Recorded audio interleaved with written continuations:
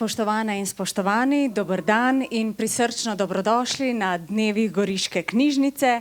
Počaščena sem in hvaležna, da smo lahko danes v družbi tako eminentnih gostov, s katerimi bomo vsi skupaj, tudi seveda z vašim vključevanjem, dragi gostje, se pogovarjali o kakovosti zraka na Goriškem, predvsem pa skozi debato iskali trajnostne rešitve in ukrepe za njegovo izboljšanje. A uvodoma dovolite, da najprej k pozdravni besedi povabim direktorico Goriške knjižnice, gospo Ireno Škvarč.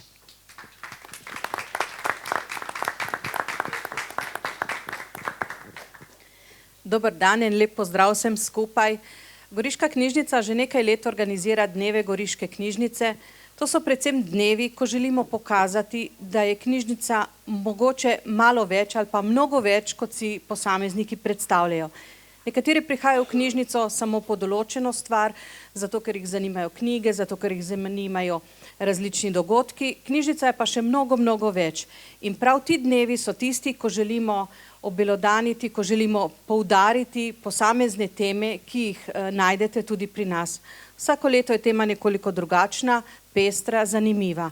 In tudi ta teden se bo dogajalo marsikaj zanimivega, zato vas vabim, da se udeležite še kakšnega dogodka, ne samo današnjega, in da se nam pridružite pri našem dogajanju v tem tednu. Hvala lepa.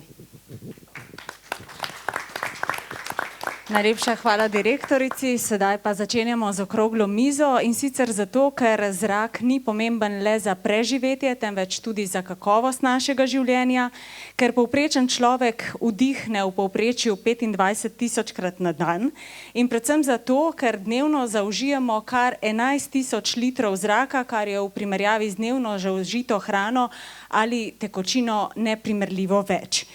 In tudi zato, ker je prav, da znamo prepoznati svež zrak kot naše nevidno bogastvo in da skupaj poskrbimo, da bo dostopen nam vsem in tudi prihodnjim generacijam. To so pravzaprav besede naše gostje, so prejemnice Nobelove nagrade za mir leta 2007, redne profesorice na Biotehniški fakulteti v Ljubljani in ene od slovenskih pionirk na področju raziskovanja vpliva podnebnih sprememb, profesorice doktorice Lučke Kajfež-Bogataj. Dobrodošli.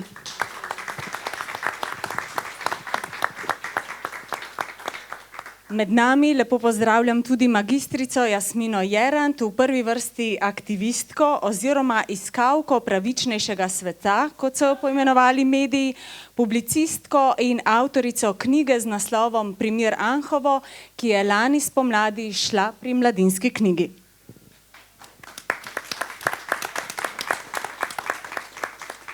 Veseli smo, da je z nami tudi dr. Rok Novak z Inštituta Jožef Stefan, kjer deluje na odseku za znanosti o okolju, njegovo področje pa so ekotehnologije in okoljsko inženirstvo. Pozdravljeni.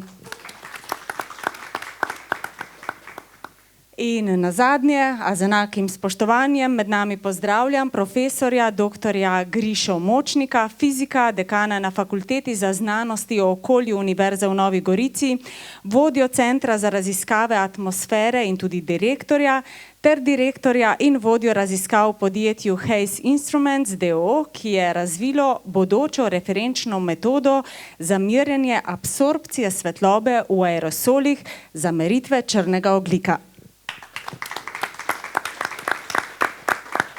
Lep pozdrav vsem. Danes smo se seveda veselili tudi obiska gospe Simone Perčič z NIJZ-ja, ki pa je žal svojo udeležbo odpovedala. Na NIJZ-ju pa nam žal kompetentnega sogovornika na dano temo niso uspeli zagotoviti. Profesor dr. Močnik, ker ste že skoraj da domačin, začenjamo z vami. Preprosto vprašanje, s katerim smo naslovili tudi tole okroglo mizo, kaj dihamo in če pogledamo čisto konkretno skozi številke, zakaj se moramo o tem pogovarjati? Zrak je najpomembnejši zunanji vpliv okolja na naše zdravje. In onesnaženost zraka pa vpliva tudi na podnebje. In zaradi teh dveh razlogov se je treba s tem močno ukvarjati. Namreč vsako leto 7 do 8 milijonov ljudi umre zaradi onesnaženega zraka. glede podnebnih sprememb pa nismo zelo uspešni, da bi naredili kaj, kar bi jih zmanjšali. Tako da imamo tukaj dve področji, ki jih je treba nujno nasloviti, hkrati smo pa pri ukrepih, ki naslavljajo eno ali drugo področje, precej štorasti, ker velikokrat rešujemo en problem, pa drugega poslabšujemo. In prav kakovost zraka in podnebne spremembe so tak kompleksen problem, ki ga je v resnici treba dobro razmisliti, kaj hočeš narediti. In pri tem nismo zelo uspešni. Tudi tam, kjer smo rešili nekatere probleme, smo včasih, imamo dolgo zgodovino tega, da te druge pa poslabšamo. Tipično se najprej rešujemo podnebje, pa slabšamo kakovost zraka. Kompleksen problem, ampak ga ne rešujemo tako hitro, ker ga ne moremo ali ker so zadaj drugi interesi? Reševanje onesnaženosti zraka ali podnebnih sprememb sta problema, ki imata zelo veliko perspektiv in reševanja niso poceni. In to, da ta reševanja je pač treba razumeti z tehničnega vidika pa z politično-družbenega vidika. In tehnične rešitve so lažje. In što se v tem, da v političnem procesu pač je treba kompromise sklepati. In problem je v tem, da lahko mi z tem, da dosežemo kompromis z vsemi deležniki, tako razvodenimo ukrepe, da preprosto niso več učinkoviti. In v tem kontekstu treba tudi razumeti vse mejne vrednosti. Recimo, zdaj se je oktobra lani je bila sprejeta nova direktiva o kakovosti zraka, kjer so mejne vrednosti pač znižane. Te mejne vrednosti so kompromis. Na eni strani imamo pač prizadevanje za manj onesnažen zrak, na drugi strani imamo pač interese, kako ne ustaviti recimo nekatere gospodarske veje, recimo cementarne, ker je pač to primer od blizu. In vsi kompromisi so v narekovaju gnili, zato ker ni meje, pod katero bi bila kakovost zraka v redu in ne bi vplivala na naše zdravje. Vsako onesnaženje vpliva na naše zdravje. In vsak izpust CO2 se greva ozračje. Vsak. Tudi, če imamo obnovljive vire na kratek rok, dokler drevo ne zraste nazaj, smo povišali koncentracije CO2. In zato je treba najbrž postaviti zahteve veliko bolj radikalno, zato da pol skozi političen proces pridemo na nečesa, kaj vsaj približno naslavlja probleme. Kompromis in mejne vrednosti. Vi, doktorica Kajfež Bogataj, onesnažen zrak zelo slikovito opišete z preprosto odpadki v zraku. Opozarjanje na vse večjo onesnaženost ni nekaj novega, se zdi, da se prag tolerance vseeno hitro premika navzgor, ne? Ja, dejansko zrak, ki smo ga dihali nekoč, mi malo starejši, mislim, da skoraj ni primerljiv z ozračjem, ki ga imamo danes. Recimo v zadnjih 50 letih je ne samo, da se je povišala koncentracija različnih onesnaževal, še novi so se dodala. Tako da je to precej globalen problem. Ni pa seveda samo zdravstveni problem. Tukaj je že dekan omenil, da imajo pravzaprav močno politično gospodarsko razsežnost. Jaz bi dodala še eno mogoče, namreč tudi vpliv na ekosisteme, tudi rastline niso imune. Recimo Evropska unija raven zaradi onesnaženega zraka ugotavlja, da imamo tudi do 15% manjše pridelke pšenice, recimo govorimo o ozonu, krompirja, da ne omenjamo seveda gozdov, ki tudi ravno zanče bila že tudi pri nas študija, enostavno bistveno počasneje priraščajo kot nekoč. Tako da to je mnogo širši problem, seveda smo pa ljudje najbolj občutljivi ravno na svoje zdravje. Tukaj jaz velikokrat rečem, če bi zdravniki recimo tudi mogoče bolj svarili pred posledicami podnebnih sprememb, bi jih mogoče ljudje bolj poslušali, kot poslušajo klimatologe, pač taki smo. Je pa res, da v Sloveniji mogoče, če samo še to dodam, ker prej ni bilo omenjeno, imamo še dodatno smolo. A ne? Ne govorim zdaj samo o Gorici, ampak recimo kar v vseh slovenskih mestih. Pač mi smo se naselili večinoma v kotline, ki so relativno neprevetrene. A ne? Tako da, če bi recimo enako onesnaženje, kot ga imamo v Sloveniji, imeli na Dunaju, recimo, kjer je veter, ne vem, 8krat večjo hitrost v povprečju, ima bi enostavno to, kot rečemo, zelo tako bi rekla, ciničen stavek v angleščini lepo zveni, the only solution to pollution is dilution. Ne? Skratka, tam bi razrečil veter. Mi imamo pa večina prebivalstva v ozkih, neprevetrenih kotlinah, kjer se seveda po domače rečeno to onesnaženje nabira. Ne? Potem imamo še pogoste temperaturne inverzije, to pomeni, da je hladen zrak, recimo, tako da tudi naš poselitveni vzorec ni najboljši. Tako da ob naravnih seveda zadevah, ki so. Tako da ja, je dejansko problem, kjer ga ne moramo niti samo kot okoljski, zdravstveni, jaz bi ga rekla, da je kar tak ekološki problem številka 1. Ampak če se osredotočimo na Novo Gorico, ker danes govorimo o kakovosti zraka na tem področju, kaj lahko svojega stališča poveste o tem okolju in zraku v tem okolju? Ja, dejansko tukaj glavni onesnaževalci več ali manj so znani, seveda nismo še nič omenjali promet, promet je ravno zdajle, jaz se ne vozim ravno vsak dan po Gorici, tole je pravzaprav tako kot v Ljubljani, vse stoji, in očitno je promet tudi tukaj vir. Potem so individualna kurišča, to smo se prej pogovarjali, les, ki je recimo v dobri veri ljudi nadomestil kakšno fosilno gorivo z slabim izgorevanjem povzroča. To tudi kmetijstvo ni čisto nedolžno, kar se delcev tiče. Ne? Mogoče tlele ne, ampak recimo se spomnim primerov, kjer je tudi kmetijstvo in pa recimo gradbeništvo. Ne? Mi imamo pravzaprav zelo malo gradbišč, ki bi bila, kako bi rekla, izolirana, ne? Da ne bi prašilo se, če tako rečemo. Pa seveda še ena stvar, ki je v Novi Gorici pomembna, je transport onesnaženja na razdalje. Tudi to je ena zadeva, zrak ne miruje, in prevladujoči vetrovi pač v Sloveniji oziroma v tem koncu so, da iz Patske nižine seveda mnogokrat pride onesnaženje tudi iz Italije. Seveda ne moramo vedno za vse kriviti Italijano, ker se z meritvami to pokaže. Tako da vse to do neke mere prispeva. Kje živimo, kako kurimo, kakšno industrijo imamo. Zato je včasih zelo težko kazati s prstom samo na enega krivca. Mogoče začnemo pri sebi, vsak pri sebi. Doktor Močnik, vi bi želeli še nekaj dodati? Ja, regionalna onesnaževala prispevajo k onesnaženju tega, kar dihamo, malo manj, zato ker so razredčena. Medtem ko pa lokalna so pa še nerazredčena in je zato ta prispevek k recimo masi delcev, ki jih vsakič vdihnemo, je pač večji lokalnih onesnaževal. In še druga pomembna lekcija je, mi lahko nekaj naredimo glede lokalnih onesnaževal, ne glede na regionalnih, pa pač lahko zmanjšamo naš prispevek k regionalnim.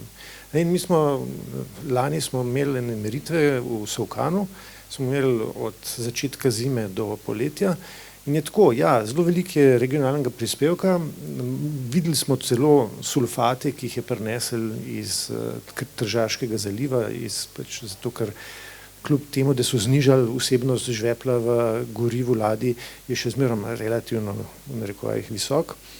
Ampak, ko pogledaš, kaj je tisto, kar največ prispeva, so to lokalne zadeve. In to so tudi tiste zadeve, glede katerih lahko ena občina kaj naredi. Ker imamo še vpliv. Doktor Novak, vi se ukvarjate z raziskavami v urbanih okoljih, mednje zagotovo spada tudi Nova Gorica. In danes ste s seboj prinesli zelo zanimive pripomočke, za katere sem premislila, da je mogoče kakšna skodelica za kavo, pa ni tako, kaj ne? Ne, hvala za besedo. Načeloma naš pristop je, da dajemo ljudem možnost, da ocenjujejo kakovost zraka tudi pri sebi, se pravi na individualni ravni. In to so neke senzorske naprave, ki se zdaj razvijajo že 20 let, ki dajo neko grobo oceno o tem. Se pravi, tega ne smemo mi zamešati s tako imenovanimi referenčnimi oziroma nekimi napravami za monitoring, ampak je pa, se pravi, mogoče nekaterim ni všeč ta beseda, ampak meni se pa nekako dopade, da je to neka oblika demokratizacija dostopa do podatkov. Ne? Se pravi, da nekako, če človek pravilno razume, ne, potem so te podatki lahko zelo uporabni. In eno to napravo imam tudi tule, s to napravo sem se danes tudi po Gorici sprehodil, no, tle po Novi Gorici in danes, mislim, spet, ne, to niso referenčni podatki, ampak načeloma je zrak še kar v redu danes, ne, ker je lepo sončno vreme, ker je lepo prevetreno in načeloma se to tudi pozna, ne, da smo nekako prešli iz te sezone. Je pa zanimivo predvsem to, ne, da to je neka zadeva, ki smo jo sami skupaj sestavili nekih 10 let nazaj in nekako je vzdržala test časa, bomo rekli. Sam tehnologija gre naprej in mi smo nekako prišli do zaključka, da te naprave, ki so tako imenovane do it yourself, ne, se pravi, da jih naredimo sami, mogoče celo manj zanesljive kot recimo nekaj, kar nastane v industriji, ki je lahko bolj kalibrirano, validirano, imajo boljšo uporabniško izkušnjo in podobno. In take naprave zdaj uporabljamo zato, da z ljudmi skupaj ocenjujemo kakovost zraka. Te raziskave potekajo več mesecev, ne, ko sva se pogovarjala, več posameznikov jih opravlja in so zanesljive. Tako, ne, zdaj načeloma tle govorimo o stotinah, ducatih ljudeh, no, odvisno kakšen tip raziskave se gre, ampak generalno je ideja, da se pravi namesto ene zelo dobre, zelo drage, zelo dobro kalibrirane naprave, imamo 100 v redu naprav.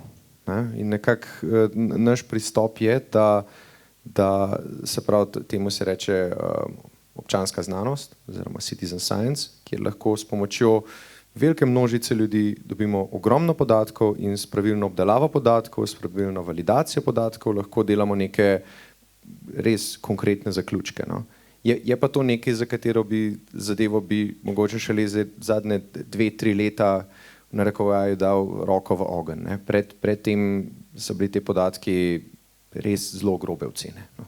Zdaj so manj grobe. Magistrica Jerant, vaše raziskovanje primera Anhovo je potekalo na drugačen način, načeloma brez merilnih naprav, predvsem prek analiziranja tudi do 100 let starih dokumentov, pripovedovanja domačinov in zares tudi tragičnih zgodb. Bi lahko rekli, da je primer Anhovo sinonim in hkrati tudi opomnik, zakaj se moramo boriti, in tukaj še dodatno vprašanje, prinesli ste češnje, iz katerega okolja jih je varno jesti, preden posežemo? Hvala. Bom začela najprej na koncu. Češnje prinesla sicer moja mama iz Rickenberga v Vipavski dolini, ker sem prej prišla direkt s Finske sem. Drugač, če bi bile češnje z Anhova, bi jih jaz tehlih tako jedla. Koliko bi bile v Anhovem češnje nevarne, ne vem, se o tem, kadar jih jem, ne sprašujem, zato ker se mi zdi tudi uljudno in prav, da kadar sem pri mojih Anhovcih, da jem tisto in pijem tisto, kar pijejo oni, tako da zdaj, tako ko oni, pijem tudi jaz vodo iz pipe, kaj jo dolgo niso mogli piti in so bili dolgo brez pitne vode, zaradi onesnaženja pitne vode. Če je Anhovo primer, ja, mislim, da je Anhovo simptomatičen primer tega, kar se dogaja v Sloveniji, in to je sprega politike s kapitalom. Ilustrativen primer, tak, ki se mu ne moramo izogniti, ga ne moramo spregledati in bom rekla, se ne moramo delati več neumne, ker je v manj kot 30 letih je v Srednji Soški dolini zbolelo ali pa umrlo 3000 ljudi. Ob tem, da se Slovenija spreneveda in bom rekla, če govorimo danes o tem, kaj dihamo na Goriškem, tudi Goriška se spreneveda glede tega problema, tudi politično, lokalno in državno, kar izvira iz Nove Gorice, imamo en ogromen problem in ja, se je vredno boriti, kar se pokaže prav na primeru Anhovcev že v 80-ih, ko so začeli, če ne bi začeli leta 82 oni opozarjati na to, da je azbest nevaren, ob tem, da je vodstvo tovarne in politika so vedeli že več desetletij, bi bilo pri nas še dosti hujše, kakor je. In trenutno opozarjajo tudi na problem sežiga odpadkov in nevarnosti emisij. Govorimo tle o ogromnih količinah nevarnih emisij, tako da gre seveda za to, za lokalne onesnaževalce. Lokalni onesnaževalec, ki je tle samo 15 km stran, je drugi po vseh podatkih največji onesnaževalec v Sloveniji. Za Tešom. To po količini CO2-ja, in po količini vseh ostalih snovi, da ne govorimo, da živo srebro se meri 2-krat na leto, napovedano naprej po 30 minut in to govorimo ob 7000 urah delovanja. Tako da ja, se je vredno boriti, ker če se nobeden ne bo, se zadeve ne bojo premikale. In ponavadi so ravno domačini tisti, ki lahko premaknejo, se pravi proti lokalnemu onesnaževalcu se lahko borijo lokalni ljudje, ker če oni ne bojo opozarjali, se ne bo zgodilo nič, ker politika bo vedno najdla razlog, da opravičuje onesnaževalca. Žal. In tudi danes so z vami. Pred 3 leti ste se priključili društvu Eko Anhovo in Dolina Soče ter sodelovali z aktivisti in domačini iz Soške doline. Preprosto vprašanje, kaj ste se naučili o zraku, glede na to, da tega niste študirali, to vrstne znanosti, kako ga vdihavajo in hkrati vidijo na eni strani domačini in kaj kažejo podatki? Ja, res je. Anhovci so danes tudi tle, tako da jih je kar nekaj, Anhovci in Anhovke, bom rekla, oziroma tudi iz drugih krajev v Srednji Soški dolini. Tu bom tako kar zmeraj, ker bi rada, da se zavedamo vedno bolj, ker se premalo ve, kakšni junaki in junakinje so v celotni Sloveniji. Bom prosila en aplavz za Anhovce in Anhovke in za vse, kar so naredili za vse nas. Ker jaz sem izgubila brata pri 44 zaradi azbesta in nismo živeli v Anhovem in mogoče bi še koga, če bi imeli azbest dosti dlje, kakor smo ga imeli do leta 96, recimo na Hrvaškem 2006. Tako da so ključni element boja proti onesnaževalcu. Kaj sem se naučila o zraku? Jaz sem res bila tam od 2022, sodelujem z Eko Anhovo zadnja 3 leta. 2 leti sem živela tam, na skrito pisala knjigo, Primer Anhovo, na skrito zato, da me ne bi mogli ustaviti, ker vemo, da ima industrija ima način groženj z odškodninami in tožb zdravnikov na Soški dolini, novinarjev, domačinov in tako dalje. Tako da sem se naučila, kako da je treba menda paziti in sem zato tudi knjigo pazila, da ne bi prišlo do slab tožbe. Tu so tožbe, še ena stvar, ki jo mogoče ne vemo, ker se radi hvalimo, ko je fajn vse Sloveniji. Drugi smo v Evropski uniji, potem koliko tožb imamo, neutemeljenih tožb proti novinarjem, urednikom, zdravnikom, aktivistom, okoljevarstvenikom, domačinom, drugi v Evropi. To so neutemeljene tožbe, ko industrija ve, da bo zgubila, ampak vseeno prehanja ljudi samo zato, da jih onemogoča finančno in energetsko. Tako da zato sem pisala knjigo na skrito in kaj sem se naučila o zraku tam šokantno. Vam lahko, zato sem hotela ta zvezek in se opravičujem prijatelji, ker sem jo zmotila vmes, ker bi rada povedala samo nekaj podatkov. Če smo spet na Goriškem, kako Goriška misli, da je vse v redu z Alpacemom, nekdanjim Salonitom in da ni tako hudo in so službe pomembne. 1977 se je vsak dan spustilo iz Salonita 22,5 ton laporne moke, 125 ton cementa, 85,5 ton klinkerja, 7 ton sulfatov, 308 kg azbesta. Leta 1978 je bilo 67krat preveč prahu. 78, 146 ton na dan odpadnih snovi je šlo v zrak, 9 ton laporne moke, 114 ton klinkerja, 20 ton cementa, 3 tone azbesta. V zrak, v naravo, to je šlo tudi v Sočo, tako da govorimo vsak dan. Tako da si lahko predstavljate, kaj je bilo takrat, kaj je še zdaj v Soči, kaj je v zemlji in kaj je ostalo v naravi. In kar se tiče pa zadnjih let, samo kar se tiče dušikovih oksidov, ki so izjemno nevarni za pljuča, 2019 so bile polurne mejne vrednosti emisij presežene 3539 krat in potem so naraščale do 2023, ko so bile presežene 4914 krat. Dušikovi oksidi so izjemno nevarni, težki za pljuča in to v okolico, ker so ljudje že oboleli. Tudi na Goriškem, preostalim Goriškem ljudje niso imuni na bolezni zaradi cementarne. Ogromno je bolnih ljudi tudi v Novi Gorici in Tolminu. In tako naprej. Trenutno gre v zrak 1700 ton letno različnih snovi, več 100 kil težkih kovin, 700 000 ton ogljikovega dioksida in med težkimi kovinami povprečno tudi 45 kg na leto živega srebra. Tako da, ko vam bojo govorili v Alpacemu, kakor so leta 2019 skozi PR službo, ki rada laže in manipulira, rekli, da je zrak v Soški dolini enak v Bovcu in Bohinju, oziroma boljši od tega v Bovcu in Bohinju, 2019, tu je bila njihova izjava, PR-ovska, je šlo tisto leto v zrak 1500 ton dušikovih oksidov, 104 tone skupnih ogljikovodikov, 500 ton monoksidov, 2,5 toni benzena in spet več 100 kilogramov težkih kovin. Tako da tako je stanje na Goriškem zaradi velikega lokalnega onesnaževalca. Borijo se pa proti njemu samo v Anhovem. Doktor Močnik, kako je to mogoče?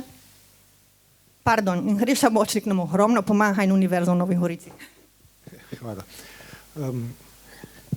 Mejne vrednosti so določene v predpisih. Najprej imamo zakon, pa imamo podzakonske akte. In te številke so pač določene z nekim kompromisom, ki se pač zgodi v narekovajih v zakonodajnem procesu, oziroma ko nastajajo podzakonski akti. Ta številka ni številka, pod katero ne bi bilo učinkov na zdravje. To je številka, ki je pač dosežena, ko so se ljudje poskušali nekaj zmeniti. In če gledamo mejne vrednosti, se pač znižujejo. Znižujejo se pa počasi. In tisto, kar je treba razumeti, je, da ni mejne vrednosti, pod katero ne bi bilo nobenega učinka na zdravje.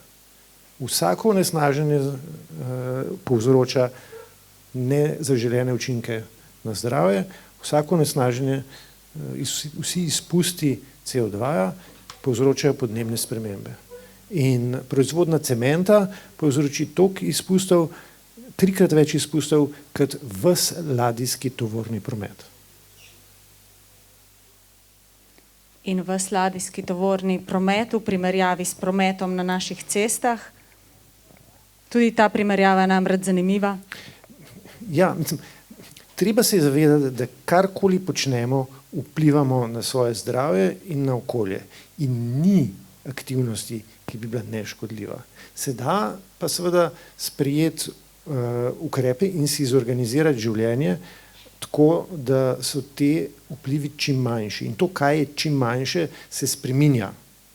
To, kar je pred 20 leti bilo sprejemljivo, letos niti slučajno ni več. In treba razumeti tudi to, da predpisi, ki urejajo to, ne morejo biti odvisni od mojih osebnih odločitev. Morajo biti sprejeti najprej na mednarodni ravni in potem morajo biti implementirani skozi nacionalno zakonodajo. In tisto, kar smo mi pozabili, je, da je to način, ki je bil v preteklosti že zelo uspešen. Ker kislega dežja v Evropi ni več. In zato je poskrbela konvencija o transportu onesnaževal na dolge razdalje, ki je bila sprejeta v začetku 80-ih let. In to je zgodba o uspehu, na katero smo pozabili. Zato, ker na enak način bi lahko implementirali rešitve za probleme, ki jih imamo zdaj.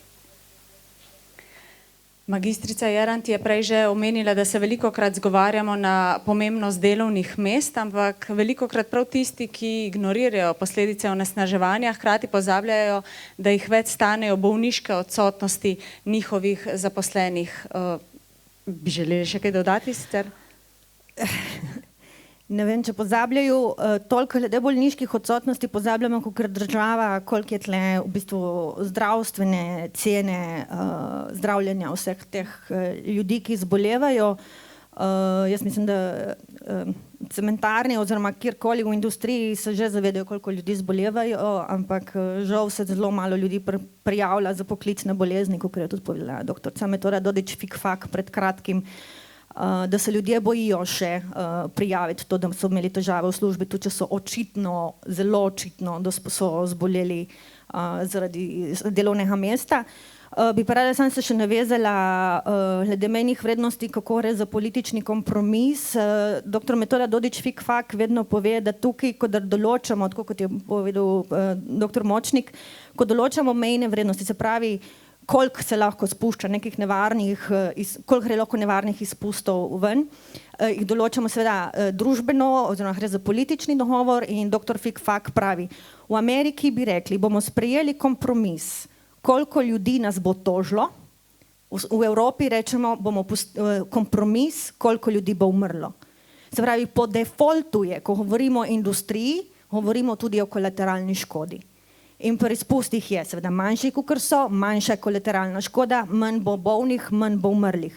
Višji so, več bo bolnih, več bo umrlih. In je potem vprašanje, se pravi, tisti, ki politično določajo, se pravi, odločajo v zvezi tudi s tem, kaj bo koristno za industrijo, ne za same ljudi.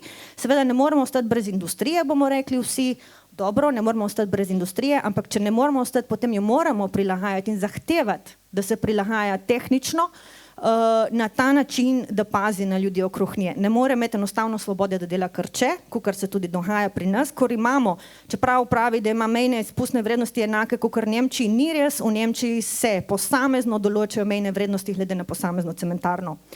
In kar se tiče še, ko smo govorili o CO2-ju in o drugih izpustnih, Slovenija se segreva dvakrat hitreje od evropskega povprečja.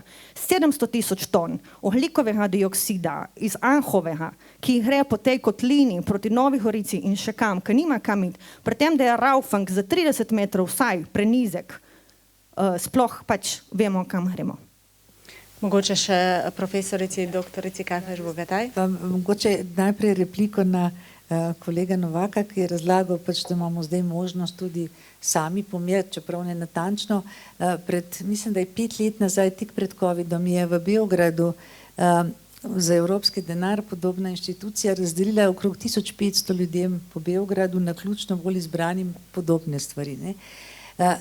Pa sploh ni šlo za to niti da bi potem neke obsežne analize. Ne. Šlo je za to, da aktivirati ljudi. Ne. Ker ko je človek on pomeril v njegovem okolju onesnažen zrak, je bil pripravljen protestirati, je pripravljen bil stati. In smo imeli izredno velike proteste v Beogradu ljudi, ki so prej, ja, imamo onesnažen zrak, ko so pa to začeli meriti, ne, je bilo pa to, kot bi iskro sprožil. Tako da te stvari niso samo za analize, so dejansko, da ljudje tisti, ki se jim zdi, da je vse v redu, ugotovijo, da to ni res. Ne? To je aktivacijska zadeva in je vsak evro pomemben, ko se recimo tudi v take stvari vlaga. Zdaj mogoče te mejne vrednosti, ja, seveda zdaj bojo boljše, ampak sej ni problem v mejni vrednosti, problem je recimo pri ozonu, rečemo, kot primer. V Novi Gorici je presežen ta vsa meja, ne vem, 50, 60, 70 dni poleti. Kaj pa potem? Ne, je preseženo, ja je preseženo. Kje so zdaj pa tisti mehanizmi, ko je nekdo kaznovan za to? Saj, če gremo mi prehitre, pa nas radar dobi, plačamo. Ne?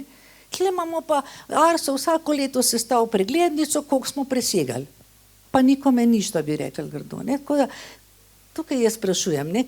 Kaj narediti? Ker če ne bomo, nam nobena meja ne pomaga. Ne? Če se nam bo zdelo, da jo pač bomo pa presegali. Ne? Katere države so nam lahko recimo za zgled, da imajo dobro to? Podobne države, kot so Slovenija, ki so nam lahko za zgled, ne, so zelo blizu, recimo Avstrija. Tam so zelo dobro naslovili vire onesnaženja zraka. In ne, problem, ki ga imamo v Sloveniji, je to, da govorimo, da je rešitev za vire leži samo pri tistih, ki z virom upravljajo. Ne, in je ta individualizacija problema in rešitve je napačna. Ne? Mi moramo te probleme reševati z sistematičnim pristopom, s pravili, ki veljajo za vse in ki jih pač sprejme država oziroma implementirajo občine. Problem je še v Sloveniji v tem, da so občine odgovorne za to. In ne, če imaš tako razdrobljene občine, kot imaš v Sloveniji, je to, da smo mi merili in da nam je občina Kanal ob Soči plačala za te meritve. To je popolnoma nenavaden dogodek za Slovenijo, zato ker se večina občin tega preprosto ne more privoščiti. In je tukaj pa brez nevladnih organizacij se to ne bi zgodilo. In ta kazanje s prstom na individualno krivdo je napačen pristop.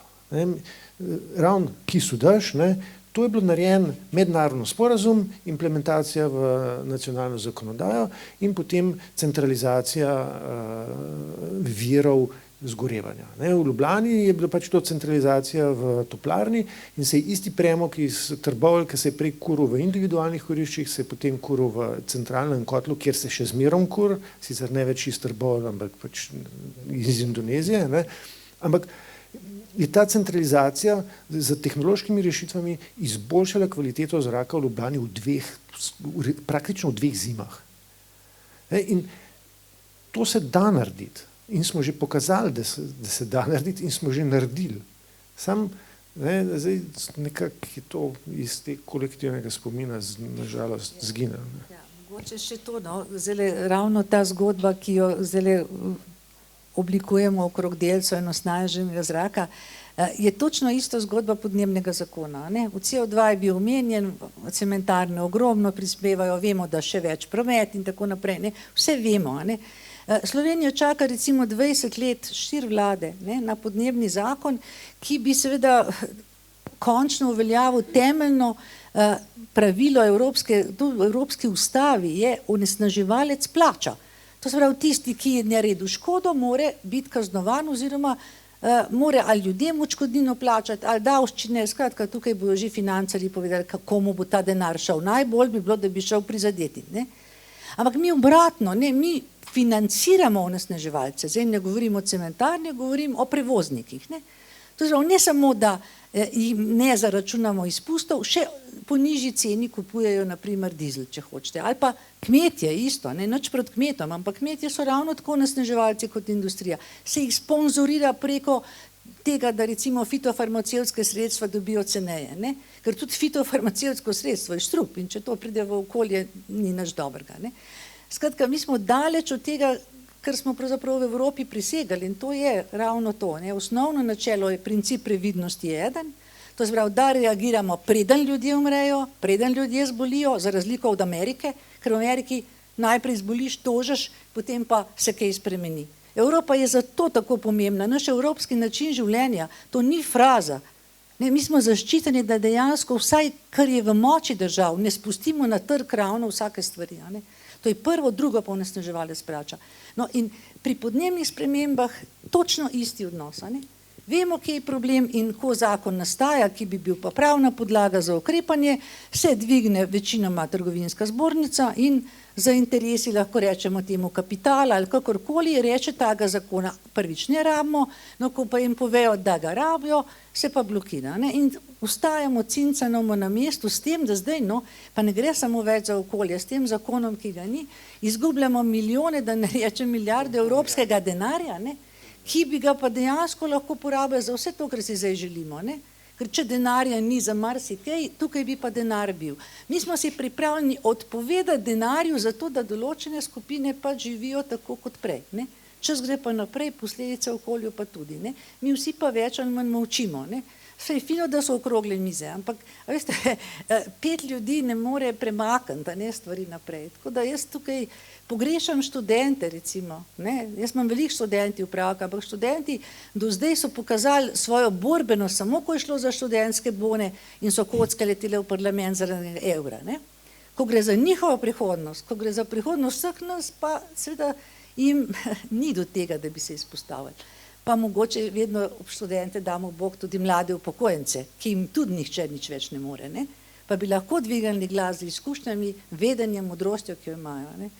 Tako da ja, mene skrbi, ker to so isti vzorci in vedno potem molčimo. In dokler bomo molčali, stvari se ne spremenijo v fiziki, dokler ni gradienta, pritiska, se nič ne premakne. Žal je v življenju, se bojim tudi tako. Mogoče zvenim revolucionarno, ampak enostavno to so dejstva življenjska, ki jih ne moremo zamolčati. Lahko še nekaj povem o podnebnem zakonu. Če letos ne bomo sprejeli podnebnega zakona, bomo izgubili $0,5 milijarde. In to je $0,5 milijarde denarja, ki bo šlo k tistim najbolj ranljivim in tistim, na katere podnebne spremembe najbolj vplivajo. In danes je svetovalno telo vlade, podnebni svet, z odprtim pismom pozval vlado, da naj vendar že uvrsti podnebni zakon v postopek. Zato, ker se je pred slabimi 2 tedni je to zginalo iz dnevnega reda obravnave na vladi. Ne, zato, ker je bil to spet poskus, da bi se razvodnil tisto, kar je bilo not napisan, kar je bilo tako že kompromis pri koordinaciji različnih ministrstev. In recimo te subvencije za fosilna goriva, ne, to je nekaj, kjer je podnebni svet zelo jasno povedal, subvencij fosilnih goriv ne bi smeli biti.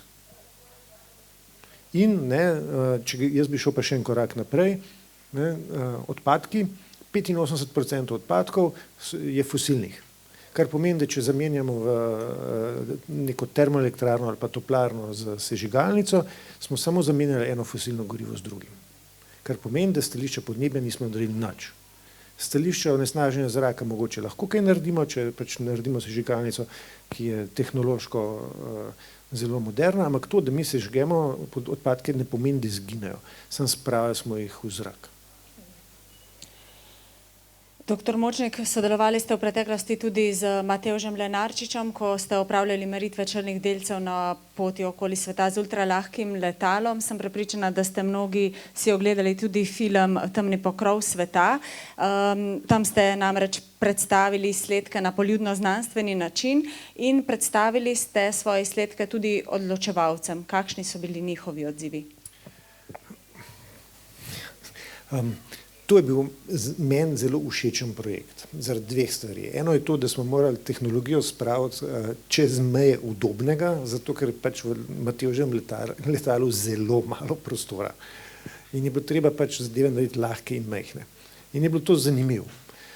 Hkrati smo merili zadeve in zdaj jih znamo inštrumente tudi kalibrirati na način, da lahko zračunamo, kako te saje, ki so črne in absorbirajo sončno svetlobo, kako segrevajo atmosfero in kako hitro segrevajo atmosfero. In smo potem recimo z enim projektom, ki ga je financirala Evropska vesoljska agencija, primerjali to z saharskim peskom in ugotovili, ne, da podnebni modeli, ki ne vplivajo segrevanja zaradi peska, podcenjujejo segrevanje, zato ker pač gledajo samo en del tega segrevanja, ki ga povzročamo ljudje.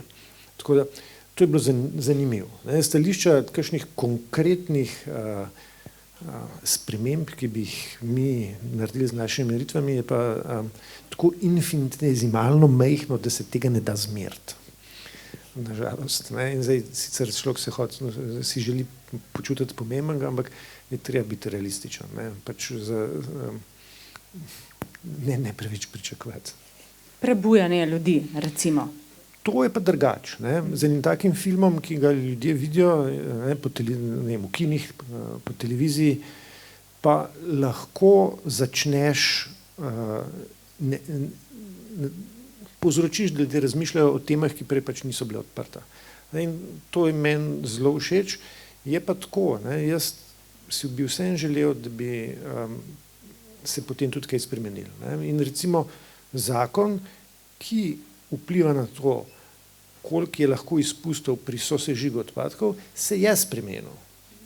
In to je velik dosežek nevladnih organizacij lanskih. In sicer ni do konca čist, je še malo manjka, ker podzakonskih aktov še ni, ampak mislim, to je dokaz, da se da stvari spremeniti. In da je pač treba biti siten, natančen in iti do konca. Izvolite, magistri. Če lahko sam dodam, ker smo bili z Eko Anhovo udeleženi pri kampanji, v bistvu ta kampanja je bila na pobudo društva Eko Anhovo in Dolina Soče in inštituta 8. marec, da bi se ta zakon spremenilo na področju, kjer gre za sosežig. Ja, zakon je bil sprejet marca lani, se pravi več kot pred enim letom z 68:0. Ampak imam vedno bolj občutek, da je šlo za pro forma glasovanje, v smislu glasovali smo zato, da bomo narodu pokazali, da nam je mar. Ker do septembra, ko naj bi bila po pol leta sprejeta uredba oziroma podzakonski akti, še ni bila sprejeta. Spravi že 1 leto in 2 meseca potem. Zadeva se je prilagajala, usklajala in zdaj očitno sedi v predalu na ministrstvu in ni šla naprej. Tako da, ja, so se spremenile zadeve, vmes smo mi nehali biti malo bolj sitni, ker smo vseeno verjeli, da se bo to zgodilo, ampak zdaj se ne dogaja več nič, tako da bo zdaj počasi tudi čas, da bomo ratali tudi v Ekotu spet sitni, zelo tečni. Ja. Doktor Novak, vi menite in verjamete, da se politika in znanost morate povezovati.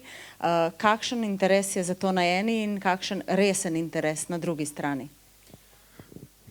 Ja. Mogoče bi se celo na tole zadnjo izjavo majčkeno navezal. Jaz sem bil zdajle v Bruslju na enem zaključnem sestanku enega evropskega projekta in smo imeli enega predstavnika politike. Se pravi, smo imeli nekoga, ki deluje na lokalni ravni, ki ima vpliv in je že 30 let politik, ki se pa sicer veliko ukvarja s tako imenovanim urbanim zdravjem. In je rekel je, da politika je vedno stvar kompromisov, stvar prioritet, denarja je vedno omejeno in potem kdo je najbolj prepričljiv. To je potem tekma. In je rekel, da točno to, kar smo se zdaj pogovarjali, da treba je težiti. In treba je konstantno ponavljati, ker mi v znanosti naredimo nek zaključek, pridemo do nekih rezultatov in potem to objavimo v znanstven članek, ki ga berejo drugi raziskovalci. In tam se zgodba lahko konča. Če pa smo pridni in komuniciramo in se udeležujemo takih dogodkov in pišemo za Alternator in za Delo in za Dnevnik in tako naprej, nas pa več ljudi sliši in nekako lažje presekamo to vrzel med recimo temu laično javnostjo, se pravi tistimi, ki niso raziskovalci in oni, ki delamo v tem. In to se vse veže na koncu na politiko. Jaz se spomnim enega zanimivega dogodka, so bila s profesor Kajveš Bogataj v Državnem zboru. Mislim, da nas je bilo nekih 4-5 posameznikov z različnih organizacij. Smo bili vabljeni, da malo govorimo o podnebnih spremembah in o okolju in vsak je imel nekak svoj pristop, svojo zadevo, ki jo je povedal. Jaz sem se odločil, da bom povedal zelo iskreno, se pravi, nekaj je samozaščitno ravnanje, se pravi, da damo masko na usta in da ne dihamo toliko delcev, da odpiramo okna v pravem času. To je zelo ena taka grda prispodoba, ampak mi je všeč, to je sicer iz ameriškega govora izhaja, da v resnici gremo o tem, da imamo eno sobo, v kateri je ogromen kup gnoja, ampak mi se pa zelo vztrajno trudimo tisti mečken vogal spucati, da se res svet. In to je to, ker na koncu pridemo do tega, da le z dobrimi odločevalci, ki razumejo, kaj so prioritete ljudi, pride do resnih sprememb. In to sem takrat v Državnem zboru povedal in je gospod minister, ne bom omenil kdo, ker niti ni važno, se je obrnil k meni in je rekel, a to ste vi z inštituta, jaz sem mislil, da aktiviste poslušam za mano. Tako da hočem reči, da ta pogovor s politiko mora biti vedno nekako v nekem kontekstu in kadar tudi ti odločevalci vidijo oziroma se počutijo napadene na nek način, bodo tudi oni postali defenzivni. Zaradi tega mora biti ta dialog vztrajen, ampak na nek način tudi spoštljiv in nekako do obeh strani razumevajoč. Potem se stvari premaknejo, vsaj iz mojih izkušenj. Danes tukaj ni prav veliko medijev, čeprav sem se prej pogovarjala, so bili vabljeni.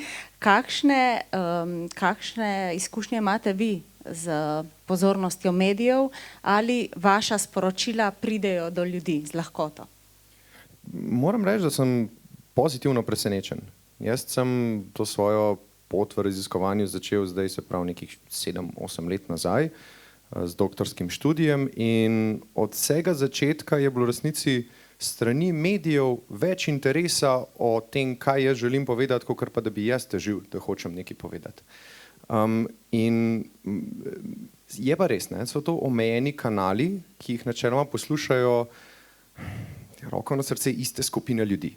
Se pravi, da ne vem, recimo obstaja zelo simpatična oddaja na Val 202, potem je revija Alternator, potem so rubrika Znanost v delu, Znanost STA in podobno. Samo včasih imam občutek, da je to vedno enaka javnost, ki to posluša. Da je to neko, težje se je pa prebiti v prime time news, se pravi v neke te glavne novice, ne, kjer pa največ ljudi dejansko to sliši. In zadnjič je bil en dogodek, tak zelo zanimiv, no, sva bila pa s profesor Močnikom tam na temo delcev, ki ga je društvo Fokus organiziral.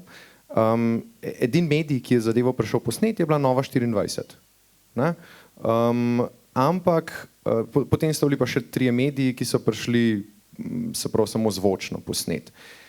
Jaz sem šel potem pogledat ta posnetek na splet, kako je bil pripravljen, in narativ, kakor ga medij naredi o neki zgodbi, je bolj pomemben, si bi celo drznil reči, kakor pa to, kaj smo mi povedali tam. Ker jaz sem profesor Močnika slišal, kaj je povedal, kaj je bilo tam izrezano in v kakšnem kontekstu, je bil pomen popolnoma drugačen.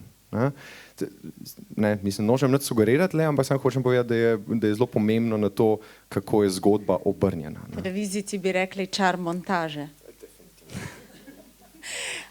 Težko je priti v prime time, ste rekli, ampak v prime timeu pa ima veliko prostora, recimo ameriški predsednik, ki je tudi naznanil, da bo dobil nagrado za mir, ne, Nobelovo nagrado. In on kljub požarom, poplavam, neurjem, onesnaževanju in posledično spremembam trdi, da podnebne spremembe ne obstajajo. Ali ga je mogoče in njemu podobne ljudi prepričati v nasprotno? Preden gremo do Trumpa in dvomljivcev oziroma desničarjev v splošnem, je moja izkušnja z mediji mogoče tudi zanimiva. Ja, do neke mere v 70% se strinjam, ampak dogaja se pa tudi, ne, mogoče zdaj manj, ali pa se jaz bojim, da se bo zdaj spet, ravno zaradi obrata politike, da so novinarji, ne vem, v želji mogoče, da bi bila oddaja, prispevek bolj zanimiv, se odločili za obliko pro-kontra. To se pravi, povabili so nekoga, ki je proti podnebnim spremembam in nekoga za, s tem, da seveda so, če bi svetovno razmerje, ne, dvomljivcev, ali jih je mogoče 3%, znanstvenikov 97% pa za, ampak oni so postavili kot enakovredna, ne. To se pravi, tako kot bi dali v ring enega težko kategorca, ne, pa enega lahko kategorca. In seveda potem je vsa zadeva avtomatično dobila prizvok, če se mi še malo dvomimo, če je en proti. Ne. Zdaj, mene je predvsem mučil, zakaj. Ne, zakaj do tega prihaja. Ne. Ena od razlag je bila seveda tudi, da dejansko mogoče izobrazba samih novinarjev od odločenih okoljskih temah ni popolna. Ne. In če se ti čutiš malo nesigurenega, pa je pač pripelješ 2, ne, ki sta eden za, en proti, en bo že prav imel. Ne. Kar je zelo, zelo narobe, ne, ker ta mogoče druga stvar, ki bi pa še zdaj dodala, no pa že odgovor na Trumpa. Jaz imam izkušnjo ravno iz prejšnjega tedna, ker jaz sem mislila, da gimnazije, ne, so še vedno gimnazije, ne, govorim pa zdaj o splošni izobrazbi in šolskem sistemu našem, ne, na kar sem ugotovila, da se zelo motim, da imamo mi danes gimnazije, kjer študent oziroma dijak posluša 2 leti 2 naravoslovna predmeta, ali se vzame matematiko pa kemijo, ali kemijo pa biologijo, lahko pa fizike sploh nimaš in končaš gimnazijo. Ne. Ja, tudi jaz sem bila tako, zdaj vi pravite. Kaj hočem povedati? Ne? Izobraževalni sistem naš enostavno ne dohaja znanja, ki ga je na določenih področjih vse več, ne? Sistem se je pa zlasti skozi naravoslovje pravzaprav osiromašil. To se pravi, kakšno kombinacijo imamo zdaj. Nenadoma splošno izobrazeni ljudje, ki vejo manj o stvareh, namesto da bi vedeli še več kot prej. Ne?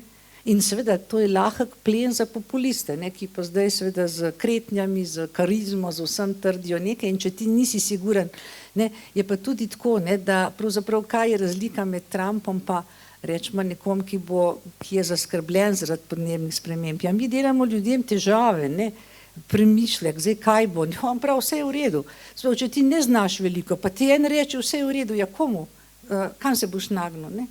Tako da to je ena taka sprega, ki je izjemno nevarna. Ne? In jaz govorim še o evropskem in slovenskem izobraževanju, ki je daleč boljše kot pa recimo čez lužo. Ne? To se pravi, s tem, ko zgubljamo mi splošno razgledanost ljudi, ne? In če zdaj k temu dodamo še družbena omrežja kot učna ura, ne? Potem dobimo pa točno hudo nevihto, jaz pravim. Ne? In Zato uspevajo, ne, vsi, ki trdijo še tako neumnost, ne, če je ta prijetna, je pač boljša kot neprijetna resnica. Lažje je obvladovati neveden narod. Ne? Ja, no in to recimo dejansko, če greste gledati analizo, ne, pa nič ne obožujem, jaz pa ne zagovarjam gimnazij, ne, ampak več kot tretjina naravoslovja je izginila. Ne, v imenu ne vem česa, ampak skratka, to pomeni, da smo v nevarnosti, no, da se nam bo marsikaj lahko pobarvalo zeleno, prodalo kot ne nazadnje greenwashing, tudi o tem nismo še nič govorili, pa recimo pojav, ki je katastrofalen. Ne. Ravno cementarna Anhovo, jaz sem bila parkrat na različnih srečanjih popolnoma druge narave, ne. Ko so bili oni sponzori in ko je tudi PR prišel in poslušati samo tisto zgodbo, je fantastično, ne. Seveda, če živiš na Gorenjskem, pa nisi velikrat tukaj, ne. Tako da ta pristop je izdelan, super, od fotografij do vsega, ne. In tukaj le, ne, a smo mi sposobni, ne, mogoče smo entuzijasti, aktivisti, ne, dodelanega PR-a, pa noben od nas tukaj nima, ne, da bi lahko šel, bi rekla, al pari, ne. Tako da ja, tukaj nas prehiteva stvari mogoče z več vidikov. Na greenwashing definitivno nismo pozabili, ampak bi bila potrebna nova okrogla miza na to tematiko. Ja. Doktor Močnik pa bi rad še kaj o Trumpu povedal. Ne, jaz bi rad povedal nekaj o populizmu in potem o tem, kako se ljudje zavedajo, ko je že prepozno. Ne. V Združenih državah obstajajo območja, kjer se ne da več zavarovati svoje hiše. Zato, ker zavarovalnice pač ne zavarujejo več hiš, oziroma je premija tako visoka, da si pač v nekaj letih kupaš drugo hišo. In tam je pač to prišlo do ekstrema, zato ker so v Kaliforniji zaradi požarov, pa v osrednjih Združenih državah zaradi tornadov, so pač ekstremi prišli, so ti ekstremi tako noro pogosti in ekstremni, da se zavarovalnice, ki so zelo kvantitativna industrija, pač se ugotovilo, da se s tem ne bo več ukvarjalo. Se ne splača. Ker se ne splača, ker je predrago. Ne? In to je pa nekaj, kar zelo hitro, ko se ljudje srečajo s tem, zelo hitro ozavestijo, kaj so resni problemi. Ne? In fosilna goriva, ki jih uporabljamo, ne, kar se tiče podnebnih sprememb, je točno to. Ne. Mislim, ko bojo obdavčena, tako da bomo plačevali za res vse posledice, ki jih povzročamo, ko zgorevajo ta fosilna goriva, bojo postala tako draga, da se jih ne bo dalo več uporabljati. In kar se tiče proizvodne elektrike, je tako, da je elektrika, ki je narejena iz fosilnih goriv, preprosto dražja od tistih obnovljivih virov energije. Že zdaj. Problem obnovljivih virov je samo to, da pač niso pržgani ves čas. In tako kot imamo zaradi podnebnih sprememb, ki so bolj abstraktne, imamo pri onesnaženju zraka, ki je veliko bolj konkretna zadeva, zato ker jo pač vohamo vsako zimo. To so stvari, ki jih je pač treba narediti. In narediti jih mora država pa lahko prisilimo, da nekaj naredi samo mi. In zato so okrogle mize, kakršna je ta, zelo pomembna. Hkrati pa, ne, če se vrnem k tem, ne, zakaj smo mi znanstveniki, zakaj se obnašamo kot aktivisti. Ne, zdaj bom uporabil analogijo, ki je tako že malo prežvečena, ampak jo je uporabil James Hansen, ki je bil vodja laboratorija, ki je računal podnebne spremembe tako s modeli že zelo dolgo časa. Ne, če je požar, ne, bomo vzeli lambar vode in ga poskusili pogasiti. Ne bomo se pogovarjali o tem, a je ročka na gasilnem aparatu prav oblikovana. Pač treba je nagovoriti problem. In če vidiš, da svet gori, je treba pač nekaj narediti. In pri onesnaženju zraka je isto. Ne? Če dihamo svinarijo, je pač treba nekaj narediti. Zato, ker v Sloveniji vsak let zaradi onesnaženja zraka epidemiološki modeli kažejo, da umrejo tam okoli 1300 do 1400 ljudi. To je pač 20krat več kot zaradi prometnih nesreč. Tistih revežev, ki umrejo v prometnih nesrečah, jih vidimo vse na poročilih. Ampak sej smo aktivni, ne? Smo plastične pokrovčke pritrdili na plastenke, pa smo plastične piknik vilčke in žličke nadomestili s tistimi, ki jih lesene, a slamice seveda tudi, ne, z glinenimi celo. Torej smo aktivni. Ja, smo aktivni, ja.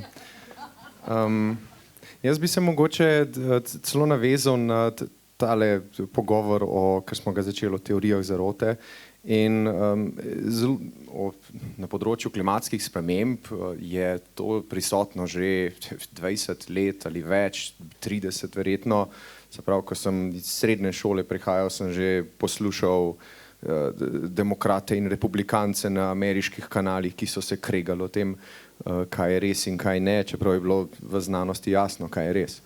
Ampak presenečen sem pa bil nekaj let nazaj na konferenci v Barceloni. To je zdaj že sicer več let od tega, ampak sem se prvič res seznanil z terminom 15-minute city, se pravi 15-minutno mesto. Ne? To je zelo simpatičen in preprost koncept. Se pravi, gre se za to, da je več ali manj vsaka življenjska storitev dosegljiva tam nekje v 15 minutah v mestu. Ne? Se pravi, da se v 15 minutah lahko kamorkoli spraviš. Ampak potem so pa nekako te teorije zarote in verjetno pod vplivom določenih interesov spremenile te koncepte, ki se v resnici govorijo o tem, kako je mesto prijetno in dejansko zmanjševanje onesnaženja zraka. Se pravi, zelo preprosto, gre se za to, da je več kolesarskih stez in javnega prevoza in manj avtomobilov. Ne? Ni tak kompliciran koncept vse skupaj.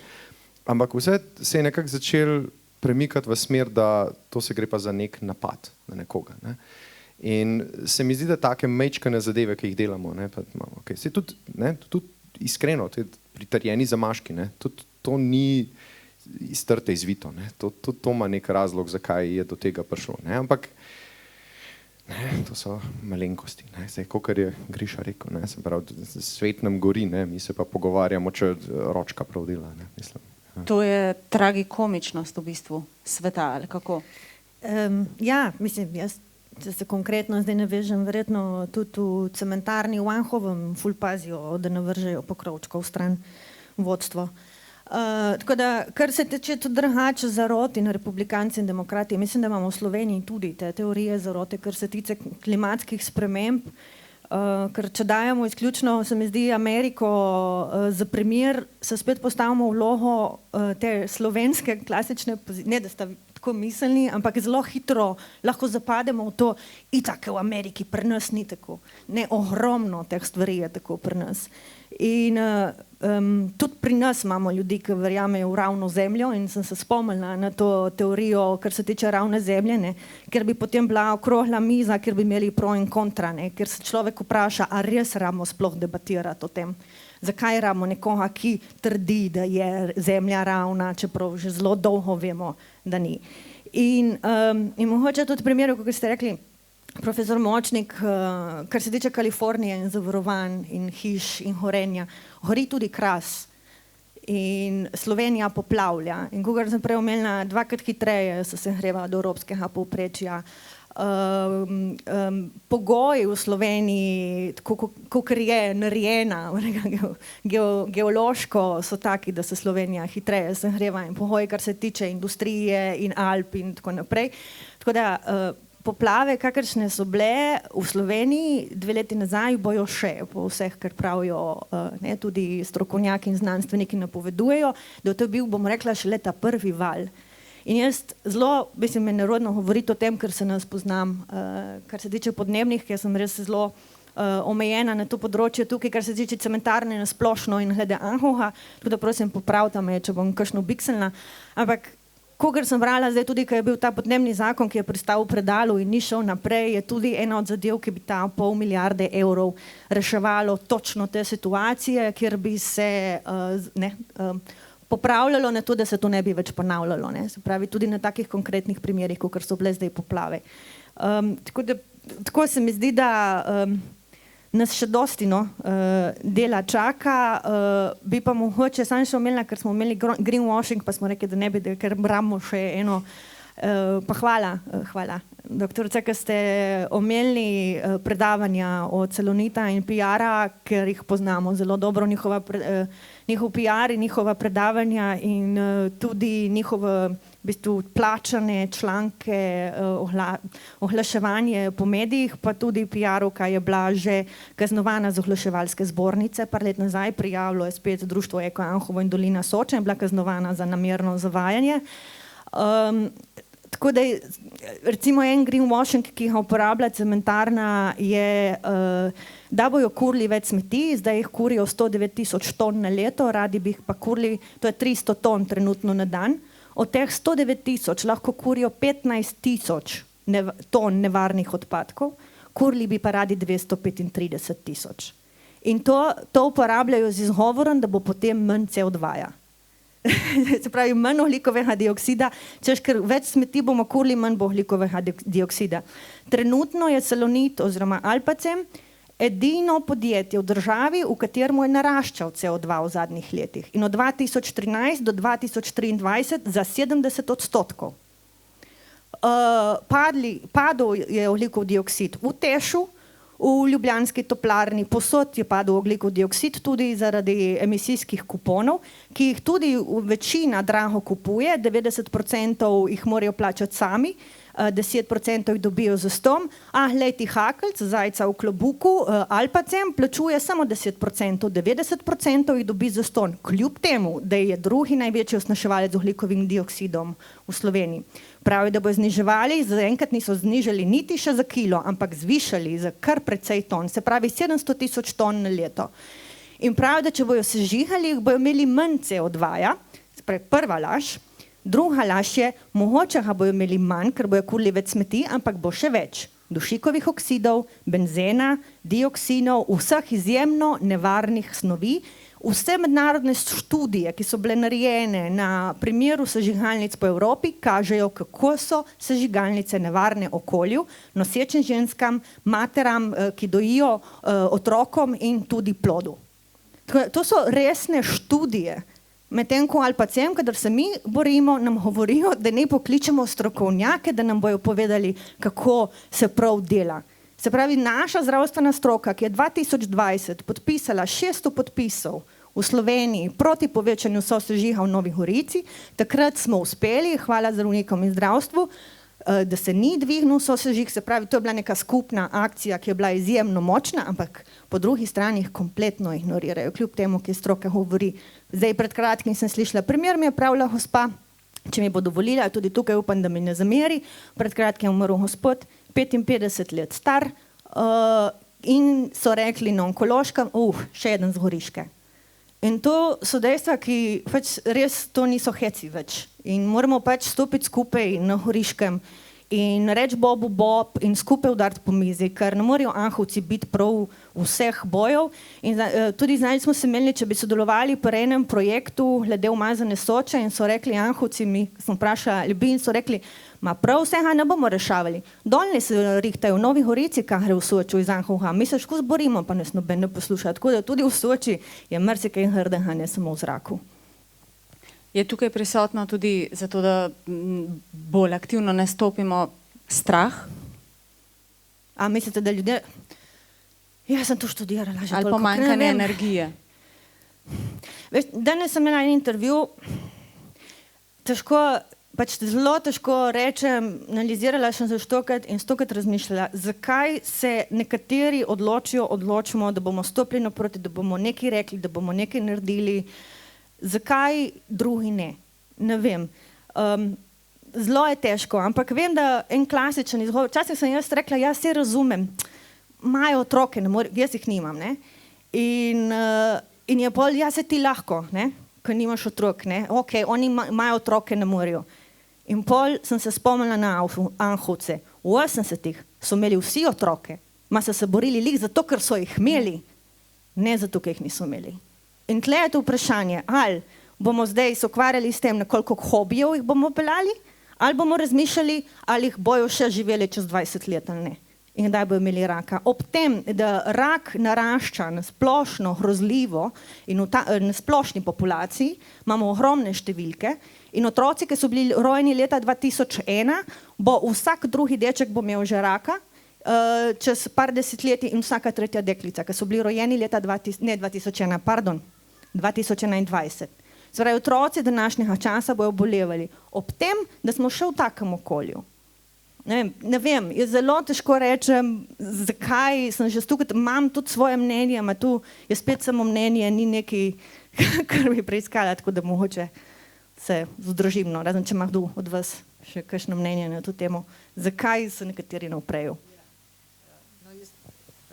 Bom nadaljevala to sežigalnik. Zakaj se nekateri ne upremo? Moje mnenje je nekaj podobnega, veste, s kajenjem. Ne?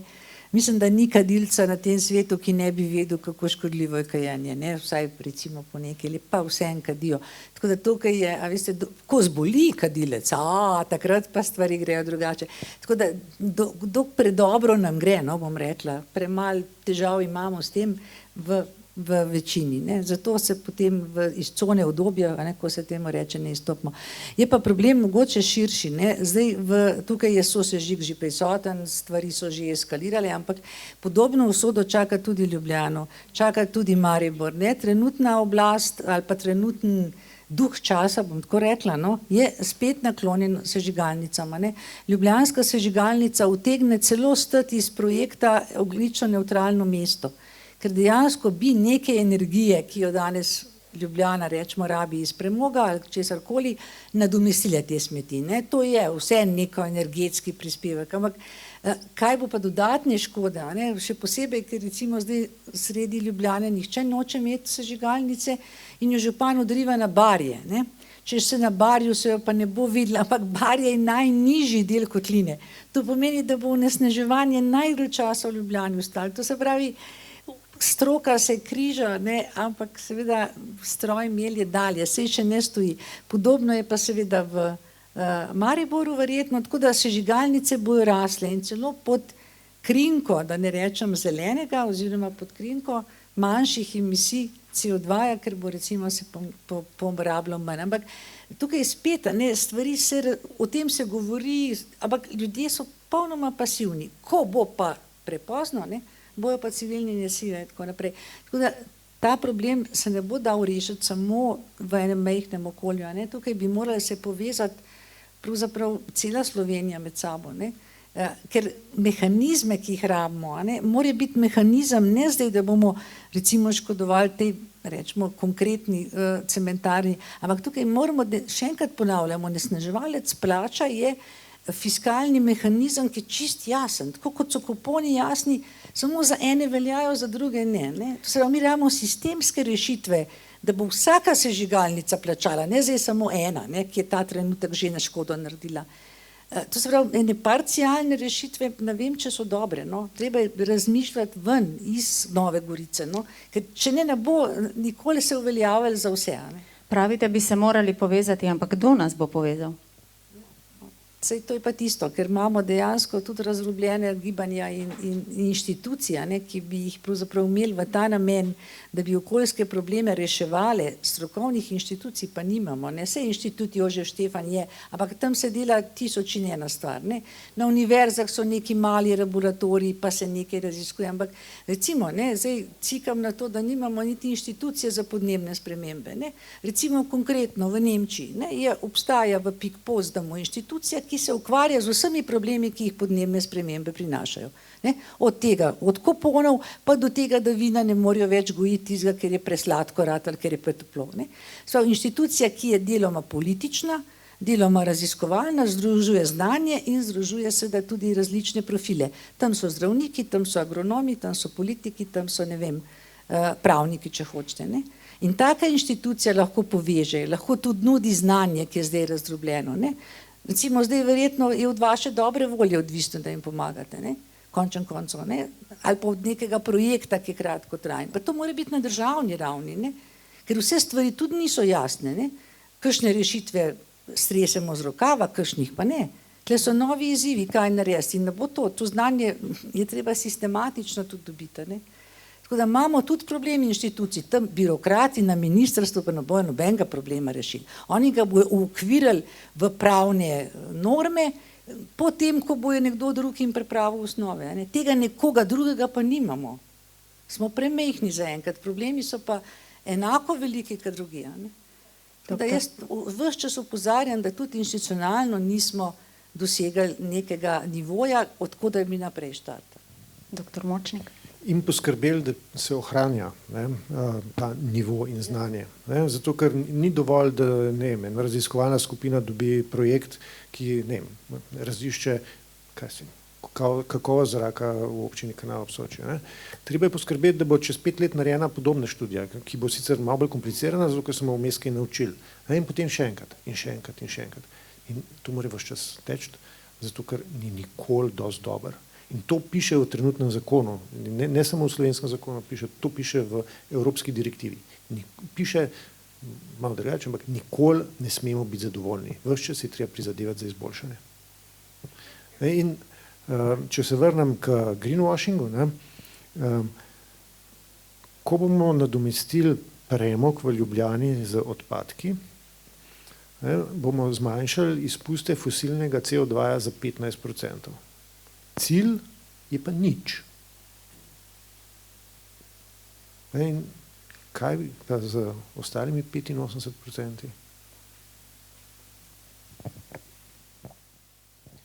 Bi sam eno malenkost dodal na tole pogovor o sežigalnici, ker moje odzadje je tudi okoljsko inženirstvo in sežigalnica ima tako imenovan lock-in efekt. Se pravi, ko mi enkrat vložimo 250 milijonov kot skupnost v sežigalnico, bomo mogli proizvajati odpadke. Mi smo prisiljeni proizvajati odpadke, zaradi tega, ker to pomeni, da smo dali 250 milijonov v nič. In sežigalnice delujejo 20, 30, 40 let lahko. In načeloma mi nekako ustvarimo, slovenska beseda za incentive mi uhaja, ampak spodbude za to, da proizvajamo več odpadkov v občini, ki je na mednarodni ravni priznana kot zero waste občina, se pravi, kjer je cilj iti v smeri nič odpadkov. Se pravi, kljub temu, da s tem ne bomo pomagali izpustom CO2 na noben resen način, ne bomo pomagali kakovosti zraka, niti ne bomo pomagali temu, da zmanjšujemo količine fizičnih odpadkov.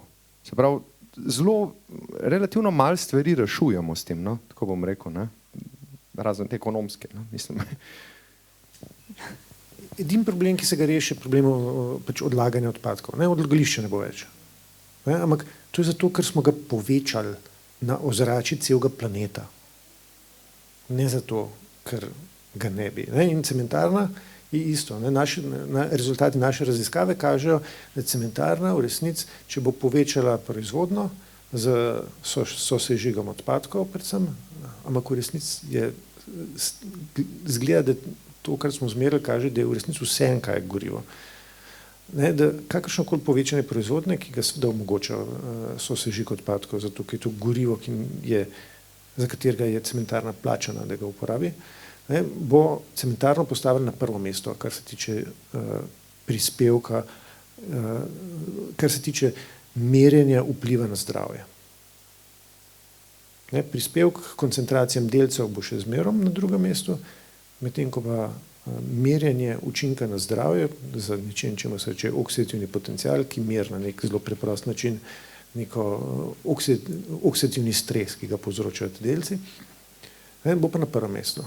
In z tega stališča je pač sklep, da cementarna ne sme povečati proizvodnje. In to je kvantitativni sklep na podlagi meritev. To ni nekaj, kar smo zračunali iz enega modela, ki je bolj ali manj dober. To je zmerjan v desklah. 1 kilometer stran od cementarne. Mislim, tam, kjer pač ljudje živijo, zato ker nas je zanimalo, kako vpliva to na ljudi. Tako da, zato je treba meritve redno delati. In zato je treba meritve delati na veliko bolj komplicirane načine, kot so predpisane z zakonom. Zato, ker je treba odgovoriti na vprašanja, ki so zelo zapletena. In zato se je treba veliko bolj potruditi, zato je treba načrtovati te meritve na veliko bolj komplicirane načine, kot je to, kar nam predpisuje zakon. Zato, ker to, kar nam predpisuje zakon, je sam parameter, s katerim povemo, a je bilo presežena mejna vrednost. Ne pove pa nam, kaj se zares dogaja. Ne, zato, ker je to parameter, ki je zakonodajni, ne parameter, ki bi nam povedal, kaj se zares dogaja, pa kako se onesnažuje zrak, pa kako to vpliva na zdravje ali pa podnebje. In zato je treba imeti mehanizme, ki so dolgoročni. In zato lahko poskrbi samo država. In magistrica Jelen dodaja? Ja, če bom poskušala, da moramo končati, najbrž ne. Bi se navezala, mislim, malo za hecke, ne morem, da ne bi neki. Ste rekli prej, kaj da zdaj zaradi podnebnih sprememb v Nemčiji imajo bolj sladko vino. Meni bom, ker sem z vinske kmetije, z Vipavske doline, bom rekla, imajo vsaj nekaj dobrega od podnebnih unik, bojo imeli vsaj malo boljše vino v Nemčiji. Če se pohetam, drugače pa mogoče, če se navezam še na vino in na profesora Močnika glede meritev in izpustov in tako dalje. Cementarna meri sama svoj vpliv na okolje večino časa in meritve so tudi dostikrat ali pa napovedane in tako dalje. In to je približno tako, kot da bi pijani vozili avto, kot sem že parkrat povedala, pijani vozili avto, policaj v sostavi vam da uno mašino zapihati in se obrne proč in vi pihate. In pol mu rečete, da ste napihali 0,0. In pol policaj se obrne in reče, super, bravo, pridni. In greste enako puhni naprej, se peljeste in vam želi še srečno pot. To je približno isto. Se sam sebi meriti izpuste, težke kovine in vse ostalo in ti reče, država ti reče, odlično, super meritve. Ob tem, da je tudi bilo že večkrat dokazano, da takrat, ko pridejo meriti, tudi spuščajo fulman skozi dimnik, se pravi volumen je tudi teh izpustov važen in tako naprej. In če se navežem še na to, kaj lahko naredimo, kar se tiče in civilnih iniciativ in postavljena, jaz rečem, pravim, da civilna družba je izjemno pomembna in brez civilne družbe ne moremo nič. In tudi, ko smo lani postavljali za ta zakon, so se nam malo ražali, kakor češ, a zdaj bo že vsaka civilna družba si zmišljevala nov zakon. V resnici ni s tem nič narobe. Če ima zakon smisel, seveda, če se nekdo, je treba tudi sam pri sebi premisliti, kaj je smotrno, kaj je razumsko. In ne bi, naprimer, če bi šli zdaj, ne more li vsak, ki verjame v ravno zemljo, se zdaj spomnim, da bo napisal zakon, da ravna zemlja obstaja. Ampak, če so zadeve smiselne in premišljene in znanstveno in strokovno podkovane, kakor so bile tudi pri tem zakonu, ni s tem nič narobe, zato ker ramo civilno družbo, da pritiska na politiko, ker če ne se ne bo nič zgodilo. Absolutno. In dostikrat me vprašajo tudi na predavanjih, na predstavitvah knjig, zdaj zaradi knjige pač predavam o Anhovem, tudi pa fakultetah dosti in po srednjih šolah, tudi v sredo grem na filofaks in me vprašajo, kako lahko pomagamo. In jaz pravim vedno tako. So ljudje, ki zmorejo se izpostavljati in pač ogromno dati to. Energetsko, časovno, življenjsko. So ljudje, ki ne morejo toliko. Ni treba, da greste v prve vrste in mahaste ali pa streljaste okoli. Brez skrbi, tisto vam že streljala jaz z besedami. Lahko vedno se pomaga nevladnim organizacijam, majhnim civilnim iniciativam in društvom, se jih lahko finančno podpre, lahko se pač jim donira, lahko jim daste 1% svoje dohodnine, že s tem narediste ogromno. Lahko jih podpreste na Facebooku, na spletnih omrežjih, lahko deliste in poveste svojim prijateljem, sorodnikom, žlahti. Ogromno je, da se take zadeve širijo naprej, tudi če se niče ste dejansko aktivirati in kadar bojo protesti, pa pridite, no, če vam bo prav narodno, bomo zdali bolj od zadej, samo pridite vseh lih. Tako je, moramo držati skupaj, ne vidim druge. In preden besedo predamo tudi gostom, obiskovalcem, da se aktivno vključijo v to okroglo mizo, še sklepna misel, recimo, doktorja Močnika. To je pa zdaj zgodba. Jaz kljub prijaznim besedam še nisem domačin in se vsak dan skoraj vozim iz Ljubljane. In na tej poti velikrat poslušam podcaste. In danes sem poslušal podcast o odporniških gibanjih med drugo svetovno vojno, kar je pač modern, ki je 80. obletnica. In sociologe zanimajo, zakaj so ljudje se udeležili odpora. A so bili eni moralno bolj razsvetljeni? Ne. Nekdo jih je vprašal, če lahko prosim nekaj mehkega pomagajo. Tako da ni treba ogromnih korakov delati, malo je treba pomagati in potem bo šlo samo od sebe naprej. Hvala in že imamo prvo roko iz publika, tako da kar predajam mikrofon. Ja, pozdravljeni. Jaz sem Miloš Nemec iz Vrtojbe in sicer kot predstavnik civilne iniciative. Vi veste, da v Vrtojbi delujemo že 6 let organizirano in da imamo to nesrečno asfaltno bazo, ki nam kuri asfalt pod okni. Jaz sem zdaj malo žalosten, bom direkten zakaj. Naslov, sami direktorci sem že predčasno čestital, da je organizirala to okroglo mizo, ampak naslov je, kaj dihamo. No, mislim, vsa čast ste lepo povedali o problemu, bi rekel, v Anhovem, ampak kaj dihamo mi na pragu same prestolnice evropske kulture. Praktično ne na pragu, ampak v sami prestolnici evropske kulture. Mogoče se meščani niti ne zavedajo, kaj jim pomeni asfaltna baza v Vrtojbi. Če ne drugega, že desetletja se vozi tone in tone gramoza iz Tolmina skozi mesto v Vrtojbo. In tone asfalta v 6 občin, pa jih preštejte. Mi, Vrtojbenci, pa živimo v katastrofalnih razmerah.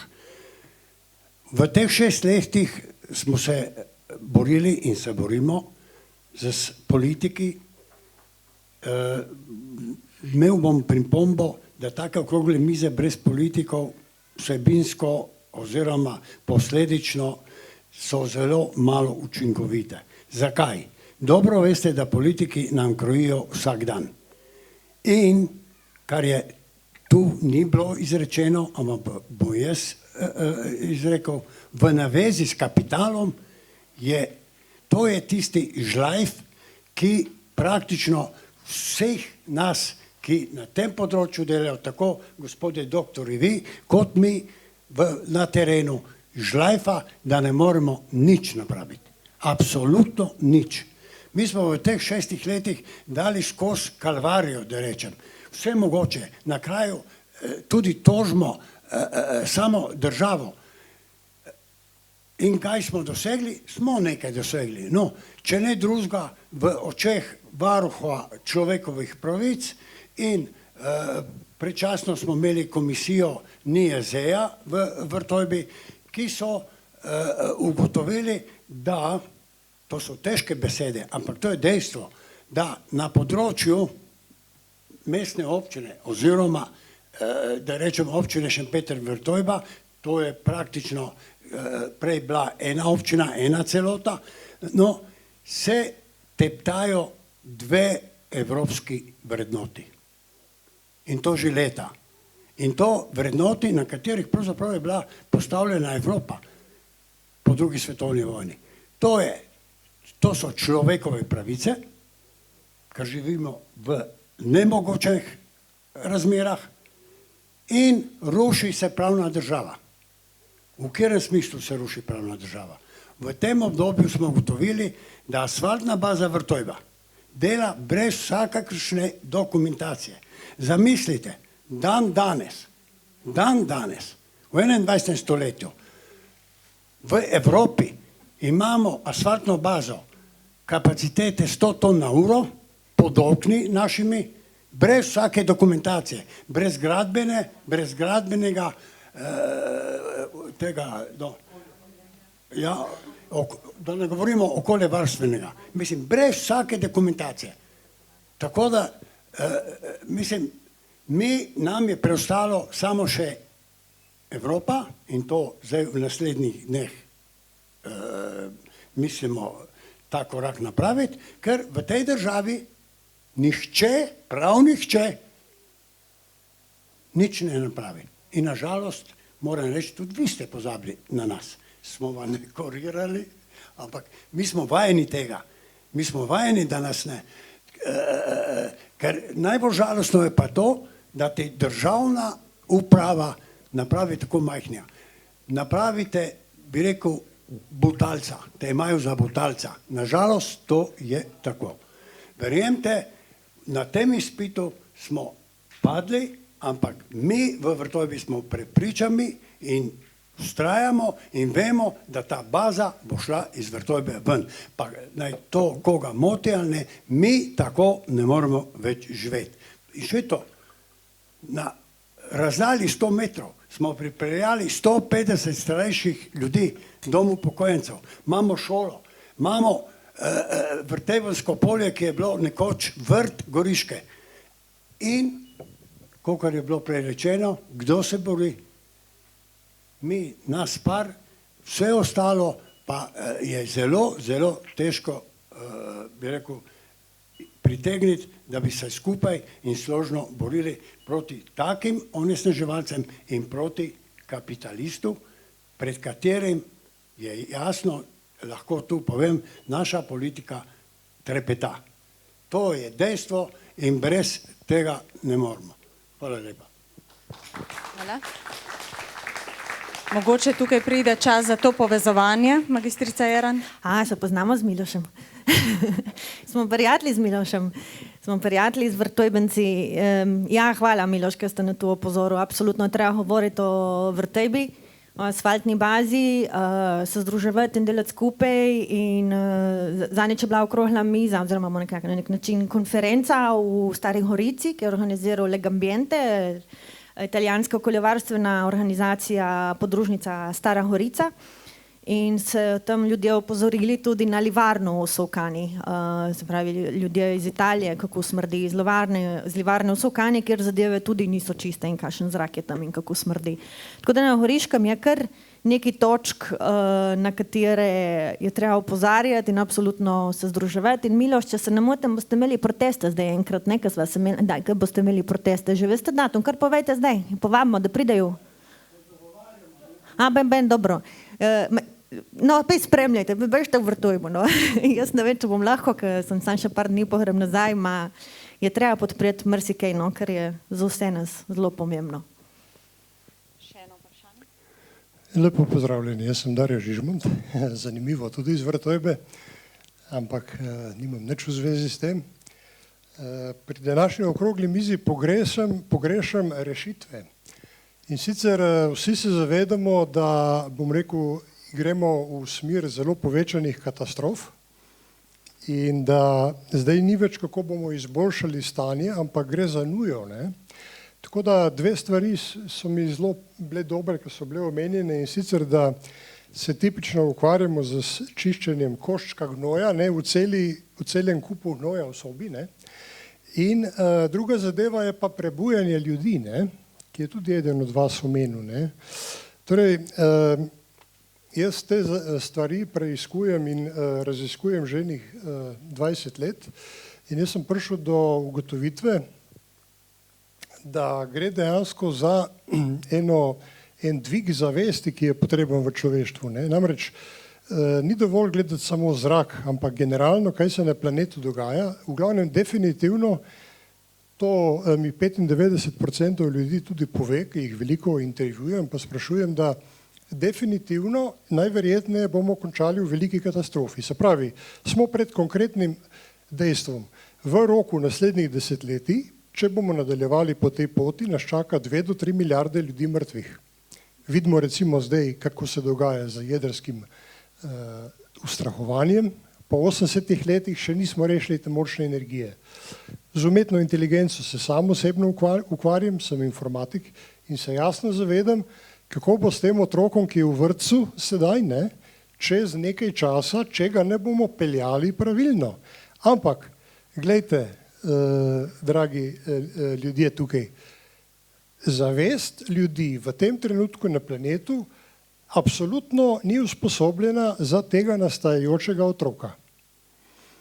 In globalno segrevanje, pa novi sintetični organizmi, ki prihajajo, ne, kako dejansko povečati zavest ljudi, se pravi, gre dejansko za širjenje zavesti, ki bo lahko pripeljal ta planet v dobro. Ker danes imamo na razpolago čisto vsa sredstva, prvič v človeški zgodovini, da lahko naredimo zlato dobo, ma ne tisto Trumpovo, ne, ampak zlato dobo dejansko, vse vemo, zlato dobo v srcu, bom rekel. Ne. Jaz osebno tudi sem najdel neke rešitve in jih poskušam propagirati. Zame je to dve stvari so pomembne, oziroma tri. Eno je sistematično gojenje čuječnosti od otrok v vrtcu naprej, znanstveno preverjena metoda, ki daje rezultate, učni sistem v virtualni resničnosti, kjer so prisotni učitelji tisočletnih modrosti. Ljudje minula tisočletja niso čakali križem rok in samo tam čičali in cingali nogo. Ne. So se poglabljali vase in danes je napočil trenutek, ko je treba to, kar je človeštvo skozi tisočletja preizkusilo, testiralo, je treba dati skupaj. Znanstveniki tipično greste samo po svoje. Jaz si veliko prizadevam za to, da bi nekako duhovneže, znanstvenike in praktične, biznis ljudi spravil skupaj. Ne, vsak varuje svoj vrtiček. Ne. No, zdaj, če še enkrat ponovim, ne, kakšne rešitve vidite? Evo, moja žena tukaj je dobro opazila, da večinoma je vse samo slabo, asfaltna baza tudi nima rešitve in tako dalje. Ne. Povejte, kako naj rešimo svet. Zdaj ne gre več za to, kako ga bomo izboljšali. Kako ga bomo rešili? Zaradi tega, ker recimo bom rekel tako, ko bo enkrat en divji tornado šel čez center Ljubljane in bo narejeno škode zaradi globalnega segrevanja toliko, da bo res hudo, kaj bo takrat? Hvala lepa tistemu, ki mi bo odgovoril. Jaz mislim, verjetno, da bomo vsi malo. Jaz Primorka bom takoj se vzela besedo. Če govorimo, da ne bomo pucali samo mičkenih koščkov v sobi, če lahko dam en konkreten odgovor, ki bi marsikaj spremenil na svetovni ravni, ker drugače se zelo izogibam temu, ker sem celo življenje bila tako, da sem mislila, da se da svet spremeniti in jih dobila dostikrat po glavi, da se ne da in na koncu ugotoviš, da lahko samo na lokalni ravni in se dokazuje to dostikrat, da pač skozi majhne stvari lahko spreminjaš velike. Če pa gledamo globalno, kaj bi se dalo, samo en odgovor je. In to sem prepričana, ker sem tle živa in lahko umrem za to, kar bom zdaj rekla. Obdavčitev konkretna milijarderjev in 1%. Ker čuječnost, jaz se zelo strinjam, problem imamo s psihologijo svetovne populacije in problem je, da nam svet vodijo psihopati. Žal je, da tudi čuječnost ne bo pomagala tem psihopatom. Se pravi, en problem imamo prvo omejiti psihopate. To je spet čiščenje majhne stvari v veliki gnojni sobi. Ampak konkreten odgovor je konkretne obdavčitve, ker glede na to, da smo v zlati dobi, da je ogromno denarja, ogromno znanja, da se marsikaj da, je treba denar usmeriti v tiste stvari, ki so dobre. Ne zato, da ima 1% nekajkrat več bogatstva, kakor večina sveta. In dostikrat vam bojo te bogati in bogate države rekle, in tisti, ki so rasisti in ksenofobi in tako dalje, da problem so revne države, ki povzročajo največ onesnaževanja. Še zdaleč ne, po vseh raziskavah so problem bogate države, ne revne. Revne pa ustvarijo najmanj težav, v bistvu, kar se tiče onesnaževanja. Mi delamo probleme, ker smo med temi, sicer nismo med 1%, imamo tudi ljudi v državi, ki so 1% in pač bi lahko naredili več, kot delajo. Tako da obdavčitev, absolutno. Doktor Novak ali pa doktorica Kajfeš, less talking, more walking, ali kako? Mogoče je tudi podobno pravzaprav zaključek, kot smo ga zdaj slišali, samo večkrat malo bolj globalen. Namreč obstaja cela vrsta znanstvenih raziskav točno s tem namenom, ko ste vi rekel, kako ljudi prepričati, lahko rečemo, kako jih spraviti na višjo raven zavesti, kakorkoli temu rečemo. In dejansko tudi po izkusov, vse živo so delali z ljudmi, prepričvali jih, kako imajo radi otroke, ne mislijo na vnuke. Skratka, cela vrsta res prav zabavno, kaj so se psihologi vse spomnili. In ja, če so recimo zelo veliko in govorili o otrocih, pa ta starševska ljubezen in tako naprej, mogoče za 1% ljudi se je rečemo spreobrnilo. Na koncu, ko so vse sprobali, seveda so probali pa z finančnimi mehanizmi. ne ravno samo obdavčati bogate, ampak obdavčati tiste stvari, ki jih tudi mi delamo narobe, ne. Recimo pojem eksternih stroškov, to, kar je že Griša tudi začel, ne, to je ekonomski model, ki je danes popolnoma že dognan, doračunan in recimo konkretno, da ilustriram ga na primeru Slovenije, recimo mi vsi delamo eksterne stroške, ki jih ne plačamo v prometu. Ne? Mi plačamo avto, cestnino, ne vem kaj vse tam, zavrvalnino, kupimo gume in tako naprej. Ne plačamo pa, če povzročimo zastoj, če povzročimo nesrečo, pa ljudje čakajo 5 ur, da ne morejo v službo priti. Ne plačamo CO2-ja in majčkan del takse, skratka podnebnih sprememb. No, in ko ekonomija zdaj to vrže na papir, obrne in preračuna, se izkaže, da na vsakih 1000 kilometrov, ki jih naredimo, približno ne plačamo 100 evrov, ne? Ki bi jih mogli plačati, seveda, kam bi teh 100 evrov šlo, kar je pa najpomembnejše, ne v nek skupni proračun, ampak dejansko za kolesarske steze, za sončne celice in tako naprej. Pri vsaki hrani, ki jo vržemo, ne, to, tam reč, vsaka stvar, ki jo počnemo, ima neplačane eksterne stroške. In zdaj bi se pa slabe stvari izjemno podražile, ne, ampak ljudje bi to takoj razumeli, ne, pač tistega ne bomo počeli, tako kot točno vemo, kaj se nam splača. Enkrat, ker greš v eno trgovino, pa v drugo prideš, veš, ne. Skratka, mi nimamo mogoče časa zavesti dvigovati najprej, ampak ljudi, bi se rekla, kot grdo bom rekla, ker zdaj pravim, zdresirati, ne. In ko to prime, potem lahko seveda nadgrajujemo. Ampak da se hitro spremenimo, ni druge kot denar, žal. In ne samo bogati, vsak od nas, ne. Seveda zato pa rabiš vlado, ki bo prihodnje volitve žrtvovala, ker take ne bo noben več izvolil, ne. Take vlade pa na tem svetu ni, pa naj bo Trump ali pa mi, ne.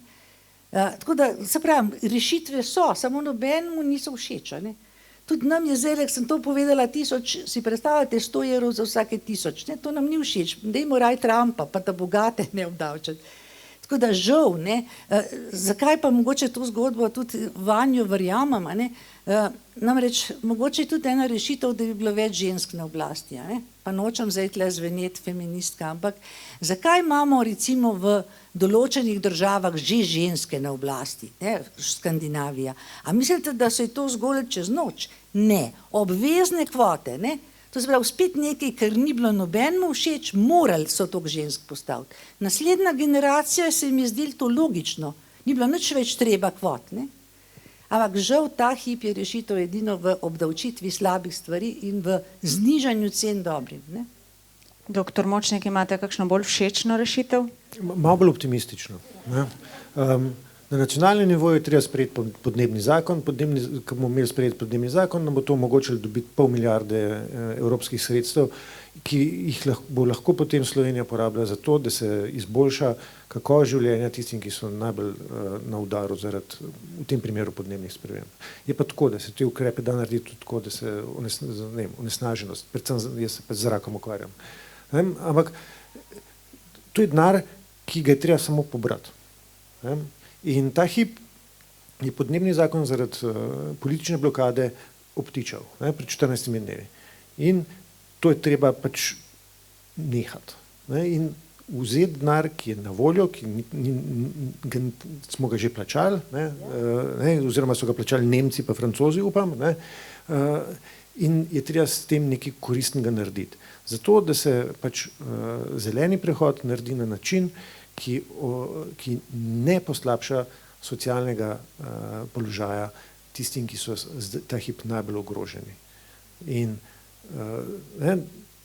ves štos je, mislim, jaz se tukaj strinjam, tam je bila ena raziskava, kako pač davke pobrati, načina življenja ne bi bilo treba spremeniti, če bi se učinkovito pobrali denar od davkov in pač ga porabili za to, da se pokrije te eksterne stroške, ki niso plačani. In 1% najbogatejših bi močno spremenil način življenja, polovica prebivalstva Zemlje pa sploh ne.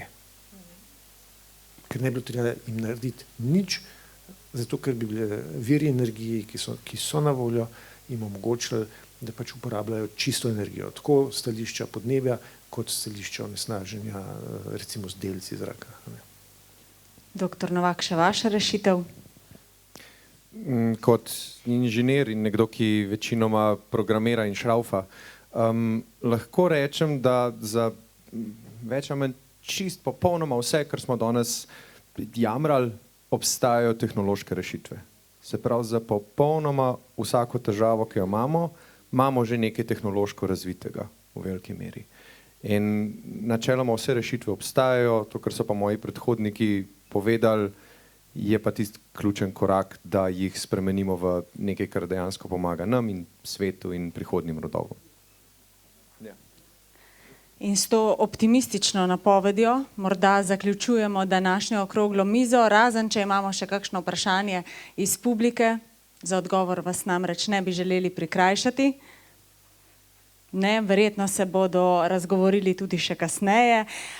V tem trenutku, spoštovane sogovornice in sogovorniki, najlepša hvala za vaš čas, da ste nam odgovorili na vprašanja in seveda odprli nove misli in probleme, ki jih bomo reševali. Hvala tudi vam, drago občinstvo, da ste se aktivno udeležili te okrogle mize. Hvala Goriški knjižnici Franceta Bevka Nova Gorica, da je odprla to temo v navezavi in skupaj z Univerzo v Novi Gorici za organizacijo dogodka. Skratka, hvala, da smo oblikovali konstruktivno debato in da stvari ne bi ostale zgolj pri besedah, ampak pri dejanjih. Srečno!